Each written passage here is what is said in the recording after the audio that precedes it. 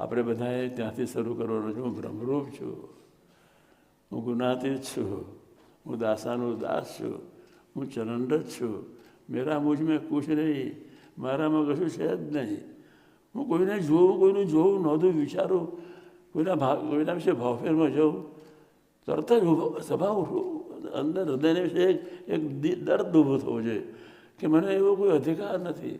આ મારા બાપના છે, આ મારા બાપ બહુ સમર્થ છે, એ સૌને પોષણ કરી રહ્યા છે, એ સૌના આધાર છે, સૌની સૂક્ષ્મ મૂર્તિ સહજાનજી મહારાજ છે. મારે તો બ્રહ્મ ભાવે બધાનો દર્શન કરી અને સેવા જ કરવા છે. હું અક્ષર બ્રહ્મ છું, એ ભાવથી આપણે જીવવાનું છે. ગુનાતીત છું, નામ રૂપ આકારને સળગાઈ દેવાનું છે. નામ તો નાખવું પડે, કોને કોને બોલાવે, કોને બોલાવે. હું અક્ષર બ્રહ્મ છું, હું ગુનાતીત છું, હું દાસાનું દાસ છું, હું ચરણરત છું. દાસાનું દાસ થઈને મળતો તો અક્ષર બ્રહ્મનું શરીર બંધાય. ચરણરત થઈને મળતો તો અક્ષર બ્રહ્મનું શરીર બંધાય. બધા મારા કરતાં ખૂબ મોટા છે તો અક્ષર બ્રહ્મનું શરીર. આટલું થાય કે ના થાય? ડોર છોડી દો.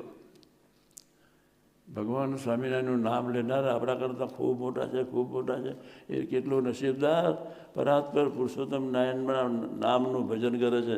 એવા પ્રભાવથી બધાના દર્શન કરો.